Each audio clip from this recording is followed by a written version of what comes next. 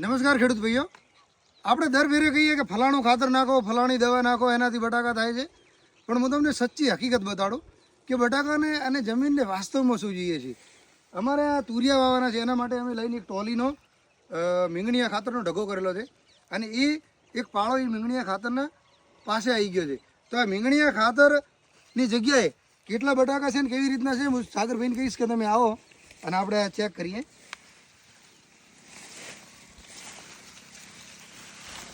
સાગરભાઈ, આ એક્ઝેક્ટ મીંગણીયા ખાતરનું પરિણામ છે.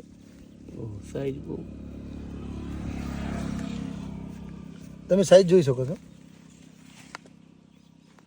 આ એક જ કમ્પ્લીટ સાઈઝ થઈ ગઈ છે.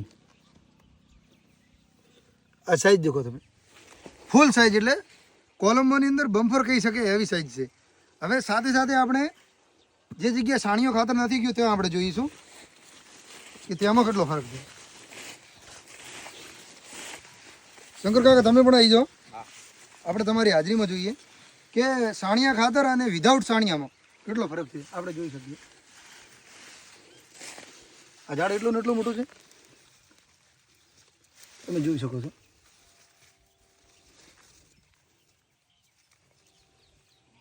બેઠક છે પણ બેઠક એટલી ને એટલી છે, પણ તમે જોઈ શકો છો કેટલો ફરક છે. થોડું કેમેરામેનને કહી કે થોડું નજીકથી બતાડો, તમે ફરક જોઈ શકો છો.